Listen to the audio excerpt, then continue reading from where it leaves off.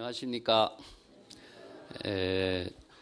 오늘 임재록 공부는 교재 37쪽부터 하겠습니다. 그 임재의 설법으로 유명한 무의진인에 대해서 임재의 그 설법을 살펴보도록 하겠습니다. 임재 스님이 법당에 올라서 상당설법했습니다. 이 상당설법이라는 것이 이제 법당에서 설법하는 것을 상당설법이라고 하는데, 선언의 정기적인 교육을 상당설법이라고 합니다. 벌거벗은 신체의 하나의 지위가 없는 참 사람이 있다. 그걸 무의진이라고 하는데, 이 무의진인이 항상 그대들의 면문이라는 것은 얼굴이죠. 면문에 출입하고 있다. 이 면문이라는 말도 참 어려운 용어입니다만은 임재의 독창적인 언어이기 때문에 천천히 나중에 살펴보겠습니다. 이러한 사실을 무의진인을 정득하지 못한 사람은 각자 자기 스스로 잘 살펴서 확인하고 그 경지를 체득하도록 하라. 이게 이제 임재의 설법의 내용입니다. 그 무의진인이 면문에 얼굴에 출입하고 있다. 이 얼굴에 출입한다라고 하는 말은 좀 표현상으로 우리가 이해하기가 좀 어렵죠. 그래서 이제 면문이라는 것이 얼굴만 이야기하는 것이냐. 그래서 무의진인은 무엇이냐. 용어상으로서는 너무나 많이 여러분들 들어서 알고 있습니다만은 무의진인의 본질적인 임재의 설법 내용이 핵심이 무엇인가. 이것을 불교의 사상을 가지고 같이 이해를 해야 됩니다. 그때 어떤 스님이 질문을 했어요. 어떤 것이 이 무의지인 참사람, 지위가 없는 참사람일까 하니까 임재 스님이 선상에서 곧바로 내려와 그 스님의 멱살을 잡고 다그치면서 말했습니다. 말해봐라. 무의진이 무슨 말인가. 그대 자신이 무의진이 어떤 것인가를 본인이 확인해서 이야기 제시해봐라. 그러니까 그 스님이 말을 하지 못하고 무슨 말을 대꾸를 하려고 머뭇머뭇거린다. 이라고 하는 말이 나왔습니다. 확실한 확신을 갖지 못하고 뭐라고 대꾸를 하려고 하는 그 모습을 보고 무의진이는 무슨 개똥 같은 소리냐 하면서 밀어붙이고 임재 스님이 방장실로 되돌아갔다 하는 법문이거든요.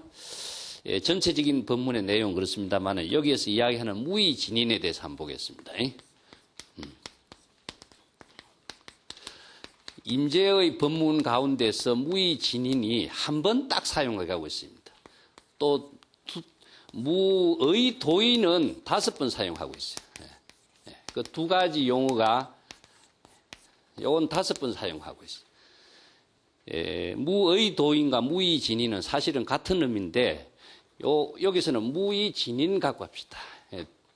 무의라고 하는 말과 진이란 말을 가지고 사용하는데, 무의라고 하는 말은 위치죠. 어떤 지위를 말하고 있습니다. 이어서 이야기하는 지위는 불교에서 이야기하고 있는 부처나 아니면 보살이나 또 소위 말하는 삼현십성이란 말이죠.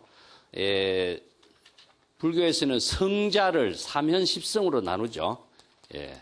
성문, 영각, 보살과 십성은 십지보살과 그 다음에 부처의 경지와 이 전부 다 이것을 불교의 깨달음의 단계를 삼현십성이라든가 부처라든가 이런 지위로 나누죠. 그래서 화엄경에서는 53선지식을 참문하면서 등각의 경지, 묘각의 경지, 부처의 경지에 오르는 선제동자의 구법 지위를 아주 단계적으로 차게 나누어 놓고 있습니다.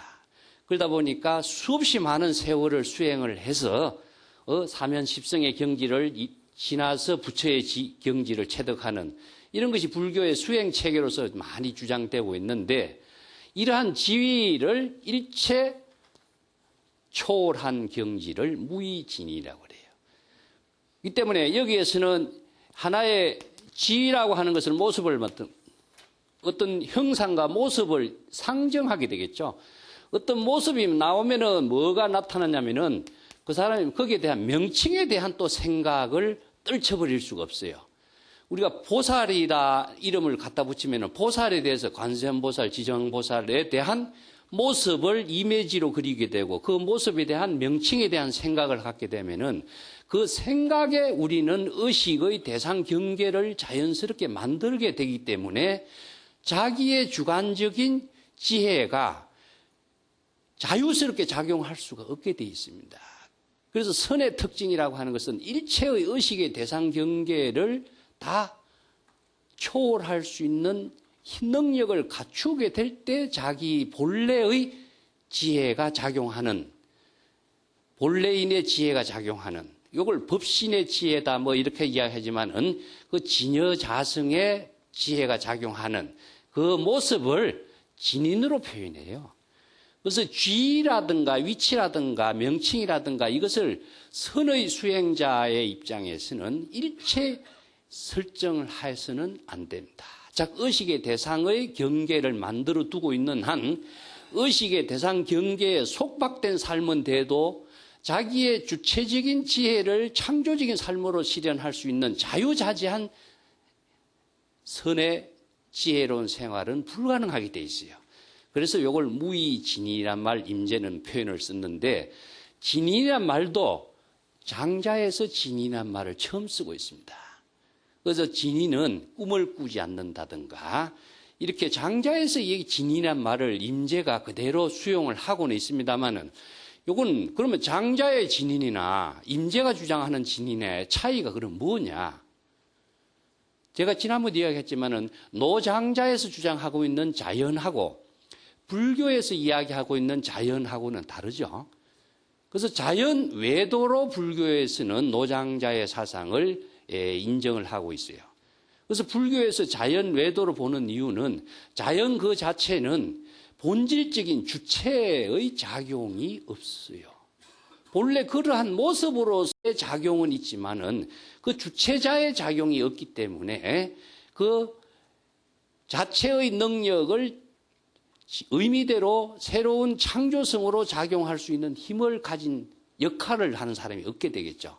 그래서 불교에서는 자연 외도라고 이야기하는데 비슷한 용어가 많이 있죠. 사실은 장자에서 이야기하는 용어나 예를 들어서 무심이라든가 진인이라든가 이런 용어는 많이 있습니다. 그런데 여기에서 장자에서 이야기하고 있는 진인은 무엇이냐 하면은 병이 없는 사람, 병이 없는 사람. 자, 모든 어떤 차별 대상 경계에 대해서 일체의 모든 의식을 텅 비워서 무심의 경지에서 자, 이걸 허심이라고도 이야기하고 무심이라고도 이야기를 하고 있습니다.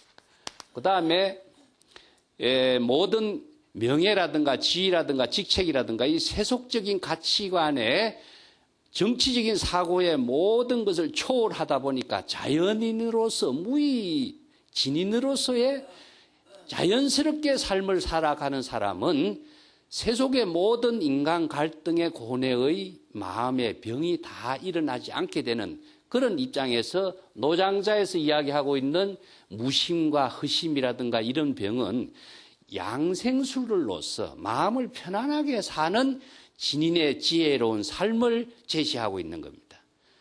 그 유명한 장자에서 제왕편에 보면은 요나라 요 임금이 이런 비유가 있습니다. 요 임금이 허유라고 하는 사람에게 천하를 다스려 달라라고 천하를 넘겨주려고 했어요. 그러니까 허유라고 하는 사람이 그것을 사양을 합니다. 나는 천하를 다스리지 않겠습니다. 그러니까 요나라 임금이 자주지보라고 하는 사람에게 천하를 또 양도하려고 하니까 자주지보라고 하는 사람이 뭐라고 하냐면은 천하를 다스리는 일은 아주 훌륭하고 중요한 일입니다. 그렇지만은 나는 지금 마음의 병을 갖고 있어서 마음의 병을 치료하고 있다. 그래서 어떤 자주지병, 어떤 마음의 병이냐 하면은 유지병이라고 그래요. 유지병이라고 하는데 유지병이라는 것은 한마디로 말해서 우울증 같은 병입니다. 즉 마음의 불안을 갖고 있는 거죠. 이것을 신병이라고 합니다. 신병. 마음의 병을 갖고 있다. 그래서 이 마음의 병을 지금 치료하고 있는 중이기 때문에 내가 천하를 내가 다스릴 수가 없다. 이것은 무엇을 이야기하고 있느냐면은 장자에서 이야기하고 있는 마음의 병이나 무심이나 허심이나 이런 말은 불교에서 선에서 이야기하고 있는 무심이나 허심이나 이런 하고 용어는 거의 같아요. 진인이란 말도 같지만은 여기에서는 마음의 병을 치료한다라고 하는 것은 자기의 양생, 자기의 몸과 마음을 편안하게 사는 지혜로운 삶이 자연과 하나된 경지의 삶을 실현하는 것이 노장자에서 주장하고 있는 무의자연의 본분이에요. 그렇기 때문에 이 양생술로서 제시하고 있는 노장자의 여러 가지의 마음을 다스리는 치료 방법으로서 또 뭐가 있냐면은 심재, 마음을 모든 자연과 하나와 같은 경지를 이룬다. 만물 일체적인 사고죠. 그 다음에 좌망이라고 하는 것은 마음의 모든 생각을 다 잊어버리도록 하는 것. 이런 입장으로서 불교 사상하고 선사상하고 비슷한 내용들이 많이 있지만은 노장자에서 이야기하고 있는 양생술, 몸과 마음을 편안하게 사는 하나의 지혜. 이것과 불교에서 무심의 진인이라고 하는 것은요, 불법을 가지고 자신이 깨달음의 창조적인 삶을 산과 동시에 보살행을 실현하는 그 이타행의 원력행의 삶이 실현되는 거예요. 이 노장자 사상하고 용어가 같다고 해서 불법하고 노장자하고 같다 이렇게 본다면 아주 큰 착각을 하는 겁니다.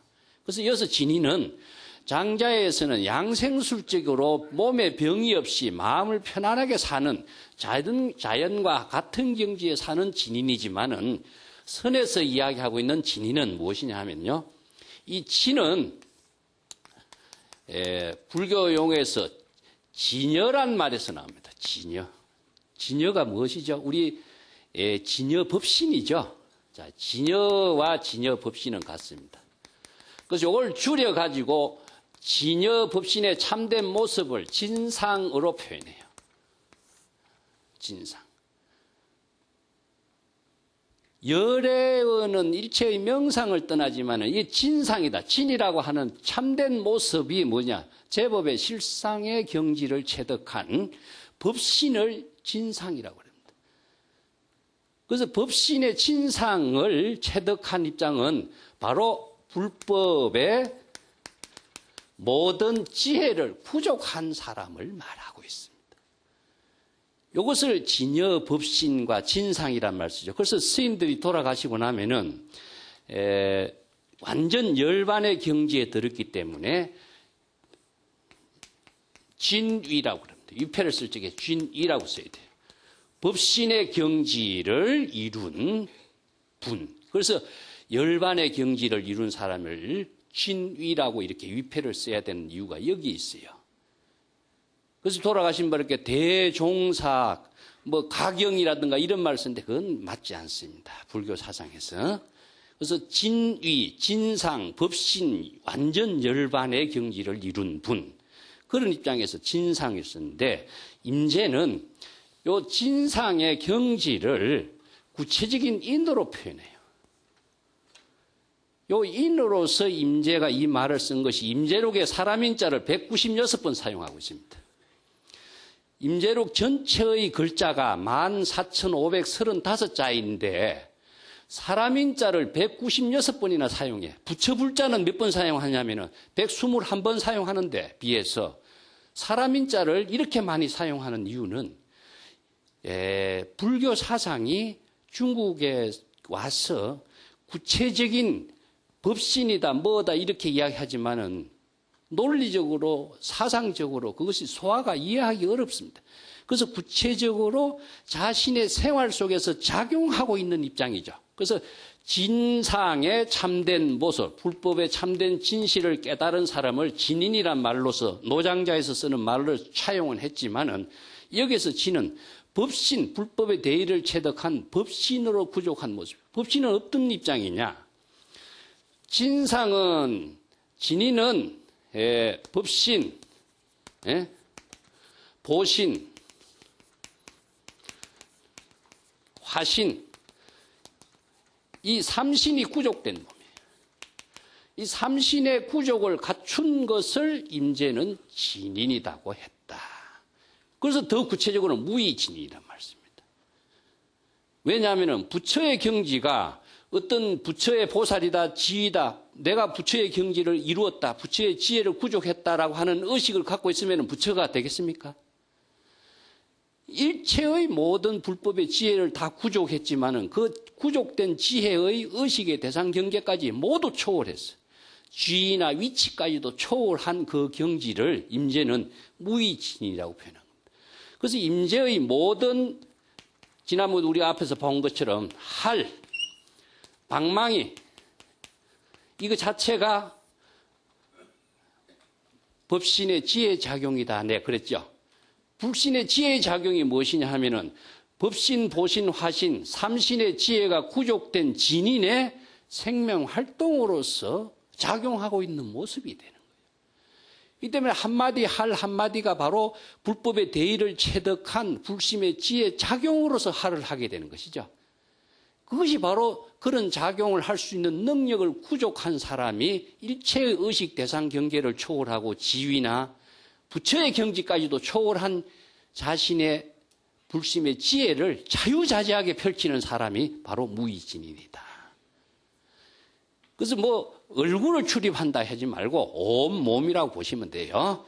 이게 몸과 마음을 불교에서는 나누지 않습니다. 나누면은 벌써 이원론에 떨어지고 차별에 떨어져요. 그래서 몸과 마음이 하나인 경지를 표현한대. 불석신명이란 말을 씁니다. 가끔 내가 구도자에 있어서 신명을 돌보지 않고 몸과 목숨을 돌보지 않고 이런 말을 쓰는데 의식하지 않고 이렇게 번역하는 것이 더 정확해요. 몸과 목숨을 의식하는 사람은 지금 여기에서 자기의 일을 할 수가 없어요. 자기의 일을 법신의 지혜 작용으로 불심의 지혜 작용으로 할 수가 없어요. 몸을 생각하고 목숨을 생각하는 사람이 어떻게 지금 여기에 자신이 일을 할 수가 없어요. 이것은 일체의 자기의 몸과 마음의 대상 경계까지도 초월해야 자신의 지혜 작용을 할 수 있는 그 모습이나 똑같습니다. 그래서 할을 하는 것, 몸과 마음을 의식하고 할을 한다. 보살행을 하면서 몸과 마음을 의식하고 보살행을 한다. 이 보살행이 안 되겠죠. 그 의식의 대상 경계를 초월한 입장에서 법신으로 지혜가, 법신의 지혜가 법신, 보신, 화신, 경전에서는 이렇게 이야기합니다. 그 법신, 보신, 이 화신이 삼신이 구족되었다라고 하는 말을 나중에 임재는 일구 가운데에 사면 십성, 삼구가 다 구족됐다든가 이런 말로도 표현해요. 그래서 이게 법신의 불법의 지혜라든가 보살행으로서의 능력이라든가 일체 중생과의 시절 인연에 따른 지금력이 자기 본분사의 생명활동이라든가 이것이 바로 불법의 지혜로 작용하는 힘이 없으면 불보살도의 삶이 실현되는 능력이 없는 거예요. 그러면 불교나 다른 노장자에서 주장하고 있는 모습이나 뭐가 다르냐. 그래서 불교는 항상 불법의 대의를 지금 여기 자신의 생명 활동으로 시절 인연에 따라서 실행하지만 그 실행하는 일이 원력과 회양의 일로서 이루어지고 있는 모습이에요. 이것이 없으면은 불법이라든가 선성의 생활이라든가 가치가 없는 거예요. 그래서 이 진인으로서의 삶을 실현하는 것을 임재는 무의진이라는 독창적인 언어를 사용한 겁니다. 자, 여기서 진인이라고 하는 말이 나오기까지 과정을 불교의 사상사적인 입장에서 한번 좀 정리를 하겠습니다. 자, 여러분 우리가 불성이란 말을 많이 쓰고 법성, 자성, 이걸 뭐 진여자성으로 이렇게 표현하고 있습니다만은 이 성이라고 하는 말은 전부 다 우리의 근본을 표현하고 있는 말이에요. 근데 이 인도적인 언어죠. 근데 이 성이라고 하는 말이 남종선에서 이 말을 강조하기 위해서 제시한 말이 뭐냐면 견성이란 말이에요. 자기의 본성을 깨달아서 부처의 지혜 작용을 펼치라 하는 말이 견성성불인데 견성성불을 강조하다 보니까 자기의 본성을 깨닫는 것만에 가치를 줄 수밖에 없어요. 그 진여 자성을 깨닫는 것이 부처인 것으로 이렇게 돼버리죠. 그리고 이 성이라고 하는 것에 어떤 신비적인 사고를 갖게 되는 거죠. 그러다 보니까 중국인들은 인도 열애장 사상이라든가 유식 사상이라든가 불성 사상으로서 차원 높게 이야기하고 있는 불교 철학의 언어를 이걸 조금 쉽게 이해할 수 있는 언어가 없을까. 이것이 제시된 것이 조사선에서는 마음이 바로 부처다라고 주장하고 있는 시대를 열어요. 여기 조사선 마조의 시대 열립니다. 자, 이것은 육조 단경이라든가 남종선에서 주장하고 있는 선사상인데, 남종선은 경전과 불교 사상을 착실하게 그대로 수용하면서 선의 깨달음의 지혜로운 선의 실천으로 이것을 체계화시켜 나가고 체득할 수 있는 법문을 제시한 것이 남종선의 시대입니다. 그래서 마조로부터 시작되고 있는 시대에는 적심시불, 즉 이 마음이 바로 부처다라고 마음 작용을 바로 불심의 지혜 작용으로서 주장하고 있는 시대가 마조의 시대와 조사선의 시대의 새로운 언어로 용어로 등장. 그래서 평상심이 뭐라고 했습니까? 도다라고 이런 주장을 했죠. 이게 마조 설법의 핵심적인 하나의 시대로 선불교의 사상을 펼친 말이에요. 그래서 무심이 도다 이런 말도 씁니다. 번뇌 망심이 없는 그 본래의 평상심이, 무심이나 평상심은 같은 말이에요. 번뇌 망심이 없기 때문에 우리의 본래의 마음이 평상심이죠. 이 평상심이 바로 도다. 이거 도라고 하는 것은 그냥 도라고 하는 형이상학적으로 도가 존재하는 것이 아니라 무심의 지혜 작용으로 실행되는 것을 도라고 하는 겁니다. 지혜 작용으로서 실행되는 그 상황을 도라고 하는 것이지, 도는 정지 상태로나 어떤 모습으로서 도라는 건 없어요. 그래서 불심의 지혜 작용하는 그것을 도라고 하는 것이다. 그런데 이런 시대에서 마음이 도다 하니까 마음만을 강조하다 보니까 또 마음의 여러 가지의 육체적인 문제라든가 마음이란 말을 강조하니까 몸과 마음을 또 나누는 그런 문제가 또 오류가 생겨요. 불법의 지혜를 바로 알지 못하는 사람에게 또 폐단이 또 생겨요. 그래서 임재의 시대에 와서는 인이라고 하는 한마디 표현했는데 이것을 그냥 인이라고 표현하니까 세속의 사람들의 인과 또 차별의 문제가 생기죠. 그래서 진인이란 말을 씁니다. 중국의 동양의 언어 가운데서요, 사람 인자 하나를 갖다 놓으면은요, 남자, 여자라는 구분이 없어져요. 그 다음에 몸과 마음이 하나로 작용되는 그 주체를 인으로 표현해요. 근데 서양의 세계의 언어에서는 남자, 여자를 하나로 묶어내서 표현할 수 있는 언어는 없습니다. 남자는 남자, 여자는 여자. 암캐만 암캐, 숙캐만 숙캐. 암수를 분명히 나누지 하나로 묶어낸 언어는 없어요. 이게 중국인들의 독창적인 하나의 언어라고 할 수 있어요. 이것은 세계의 언어상에서 사람인자 하나는 남녀 일체의 평등을 한마디로 표현할 수 있는 말은 이 말밖에 없어요.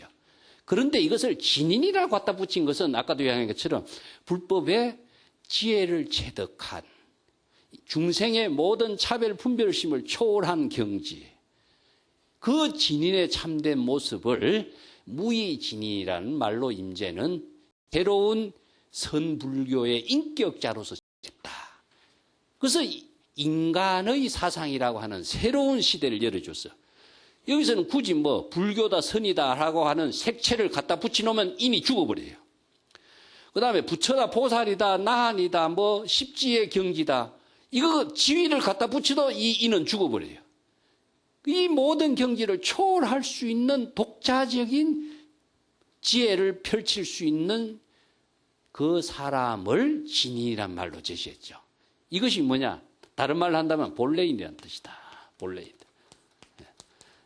자, 진인의 또 다른 표현을 중국인들은 여러 가지 표현을 하고 있어요. 임재는 이 표현을 무의 도인이라고 표현해요. 일체의 의존함이 없는 도인. 보통 많은 사람들이 의존하려고 하는 것에서부터 자기의 본분의 생명 활동을 잃어버리거든요. 이게 원시 종교의 본질도 샤머니즘이라고 하는 것은 주술로 통해서 모든 소원을 이루고 모든 것이 다 외부적인 힘에 의해서 성취가 되리라고 생각하고, 지금 애니미즘이라고 해서 모든 존재의 생명 활동이 나의 생명 활동을 그대로 도와주는 것이라고 이렇게 하는 의존형의 종교가 원시 종교의 본질이에요. 그런데 불교 이외에는 아무리 시대가 바뀌지도 원시 종교의 그 본질적인 형태에서 벗어날 수가 없어요. 신에 의해서 나를 구제해주고 외부의 어떤 힘에 의해서 나를 구제해줄 것이라고 생각해버리죠. 이 의존형의 종교가 실제로는 아무런 역할을 하지 못한데도 불구하고 사람들이 거기에서 벗어나지 못하는 거죠. 그러다 보니까 궁극적으로 의존이라고 하는 것은 자기 자신을 노예로 만드는 것밖에 안 돼요. 그렇지 않습니까? 노예화 되어갖고 살면서 위안을 받으려고 하는 것 자체가 얼마나 어리석으냐. 그래서 선불교에서는, 불교에서도 여러 가지 가르침이 있지만 선불교에서는 일체의 노예화된 삶에서 벗어나라. 그래서 의존형의 모든 종교를 벗어나기 위해서는 자기 자신이 주체자가 되지 않으면 안 된다.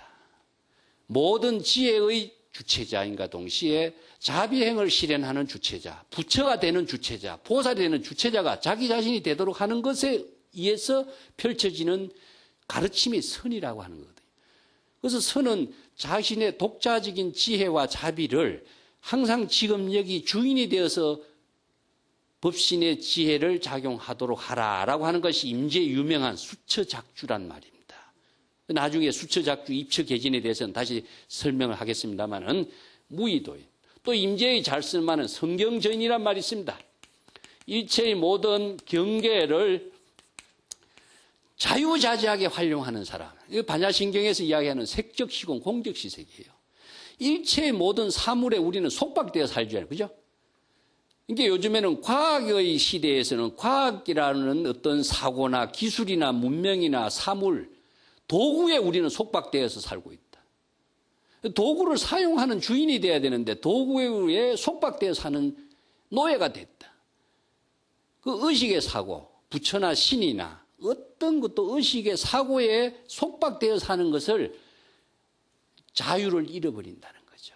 그래서 임재의 그 무의진의는 절대 자유를 이야기하고 있습니다. 그래서 자유인이 되기 위해서는 일체의 모든 대상 경계를 자기 자신이 마음대로 활용할 수 있는 주체적인 능력을 갖고 있어야만이 자유스럽게 자기의 창조적인 삶을 사는데, 자유가 된다라고 하는 것은 자기가 그런 능력을 갖추지 못하면 그것이 실행을 불가능하게 되세요. 예를 들어서 우리가 상대적인 자유라고 한다면 어떻습니까? 법률이라든가 법칙이라든가, 불교인들도 상대적인 자유로서 불법성 삼보라든가 계정의 사막이라든가 계율 사상이라든가 계율을 의식하고 있으면 상대적인 자유에 걸려버린 거예요. 상대적인 자유를 상대적인 그 어떤 구속에서 자기가 자유스럽지 못하면은 자기는 거기에 대해서 자유를 상실해버리죠.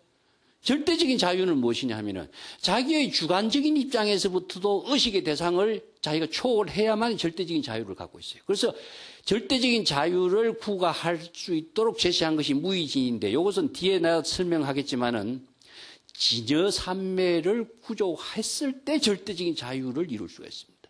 그 진여삼매라고 하는 것은 무엇이냐 하면은 주관과 객관이라든가 임재가 빈주란 말 자주 씁니다. 빈주는 주인과 손님이란 뜻인데, 주체와 대상 경계에 대해서 의식을 나누면은 의식 경계에 걸리지만은 주체와 객체의 경계를 자기가 주인이 돼서 지혜로 마음대로 사용했을 때에는 일체의 경계를 설정하지 않게 되겠죠. 이것을 절대적인 자유를 실행하는 능력을 갖게 된다. 그래서 이걸 진여삼매라 그런다. 그래서 반야신경에서 이야기하고 있는 색적시공, 공적시색도 똑같은 말이에요. 예. 그 의식의 대상 경계를 갖고 있으면 자유를 잃어버리죠. 그 다음에 잘 쓰는 말이 뭡니까? 한도인이라. 한가한도인. 무사인. 예? 일체 번뇌 망님에 일이 없는 사람. 이런 사람이 바로 인이라고 하는 말로 표현했으면서도 여기 앞에서의 수식어는 무엇이냐? 의식의 대상 경계, 번뇌 망념의 일이 없는 절대 자유의 경지에서 지혜를 자유자재하게 쓸 수 있는 능력을 구족한 사람만이 자신의 자유스러운 삶을, 창조적인 삶을 실행할 수가 있다. 이것을 강조한 말이 임재의 무의진인의 본질이다라고 할 수 있는 겁니다. 그래서 무의진은 어떤 말이냐? 자기 몸과 마음 속에서 하나가 되어서 작용하고 있는 그 주체를 말하는데, 이것은 의존형이 없는 사람이에요. 이걸 여러분들이 자기 지금 여기 자신의 삶을 자유스럽게 펼칠 수 있는 그 주체를 자각을 하라. 이걸 앞에 성불이란 말을 무의진이란 말로 바꾼 겁니다. 이걸 또 다른 말로는 선에서 뭐라고 했냐면은 본래 면목이라 그래요. 본래 면목이다. 용어는 조금씩 다릅니다만은 내용은 같습니다. 본래라고 하는 말은 참된 진여를 말하고 있습니다. 우리의 본래심이죠. 우리의 청정한 불심을 본래라고 하는데, 면목은 무엇이냐 하면은 이것은 얼굴이고 이건 눈입니다.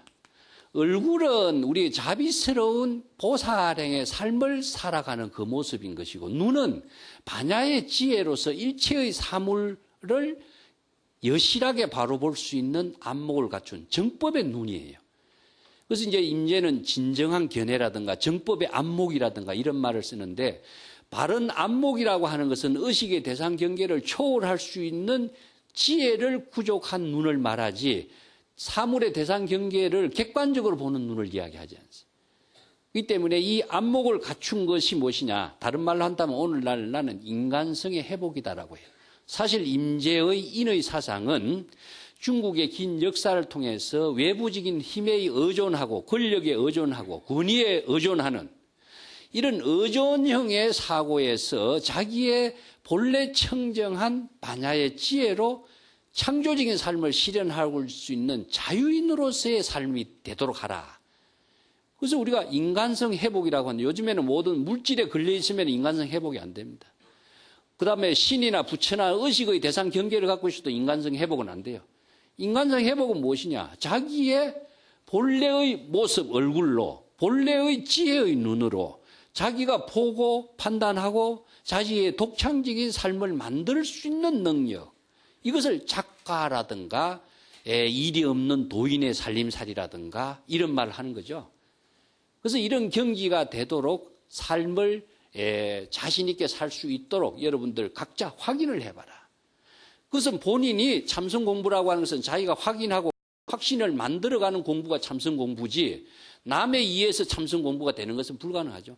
이것을 임재가 본인이 직접 확인하고 본인이 확신을 갖추어서 그런 능력을 갖추도록 하라. 이것을 지시하고 있는 거죠.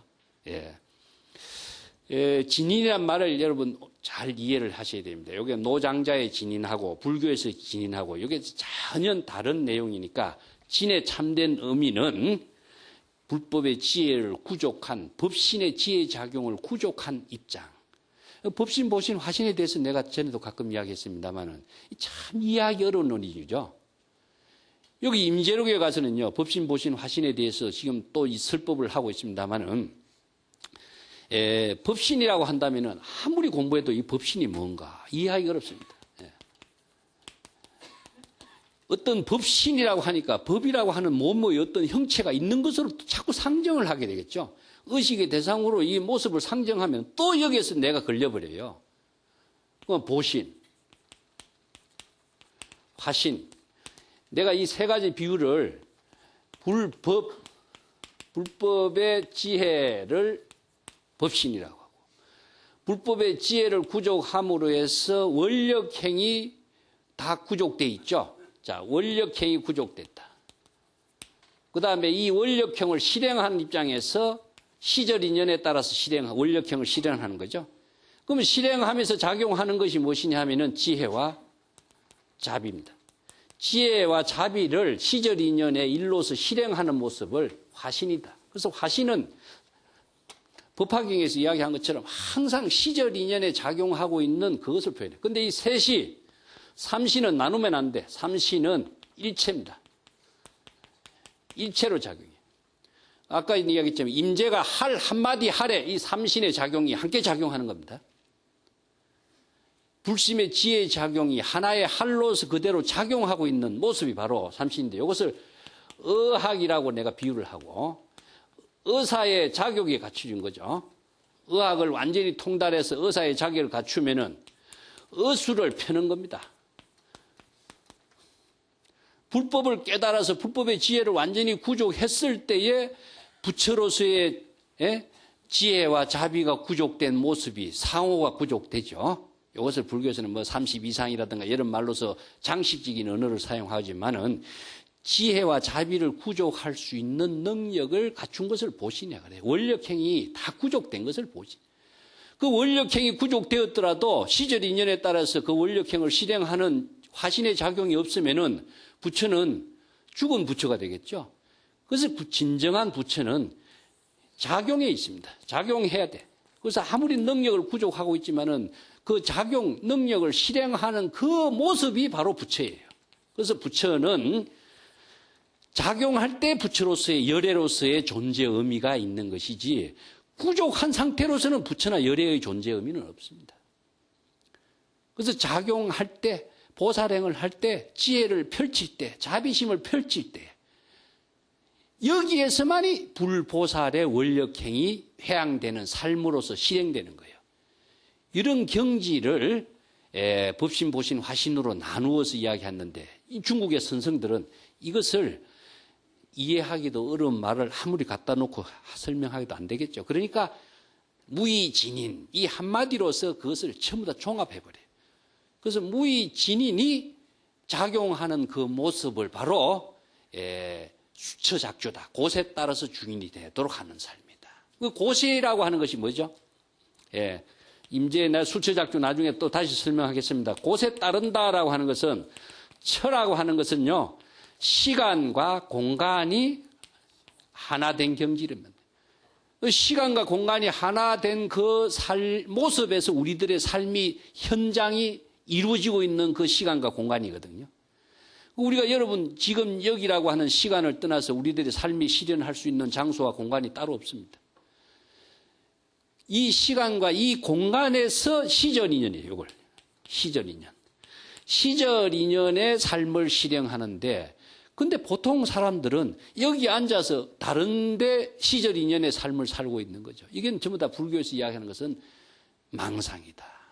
그래서 인간이 거의 80% 이상을 과거의 생각 속에서 시간을 소비하고 있고 15%를 미래의 생각 속에서 시간 낭비하고 있고 단순히 한 5%의 시간을 가지고 현재에 살고 있다. 이런 여러 가지 통계도 있습니다만은 그래서 인간은 추억을 먹고 산다, 과학 먹이인데 그것이 지금 여기 살림살이에 다 녹아 있어요.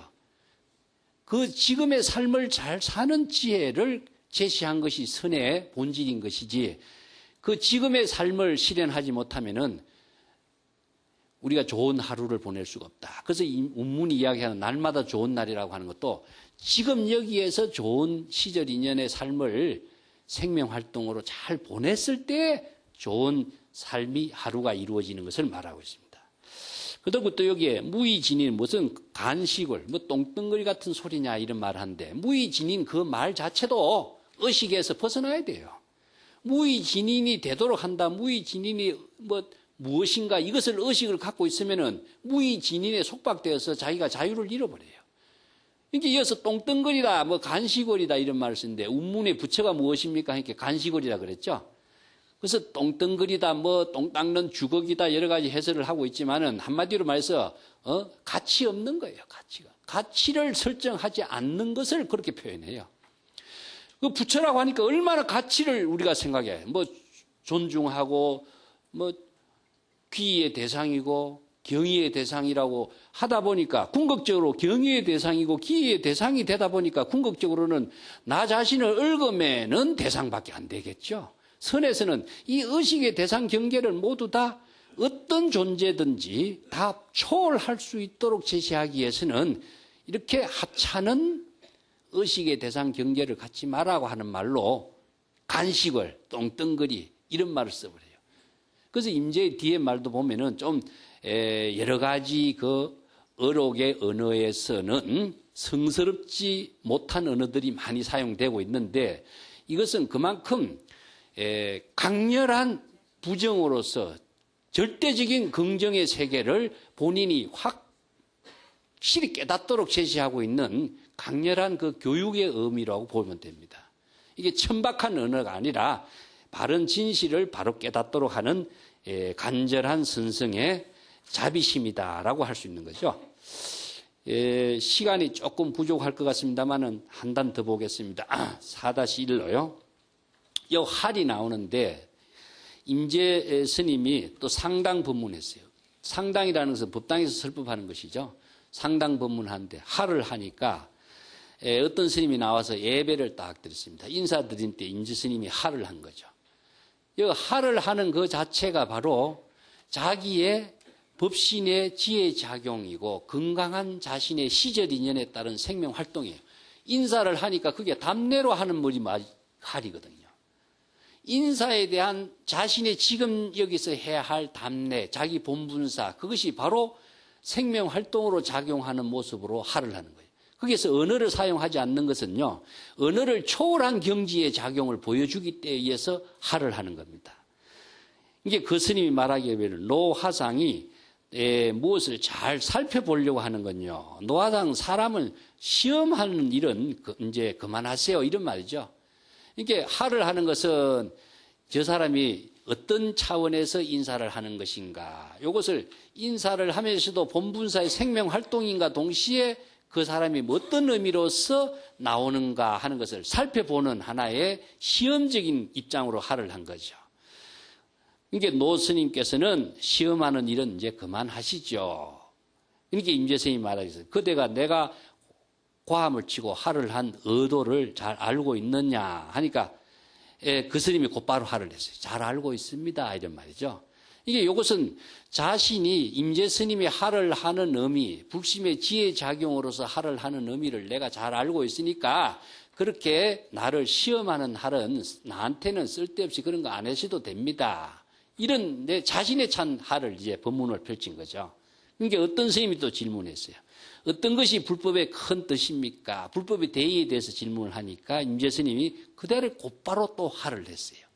불법의 대의를 왜 할로 대답했느냐? 불법의 대의라고 하는 것은 언어로 설명할 수가 없어요.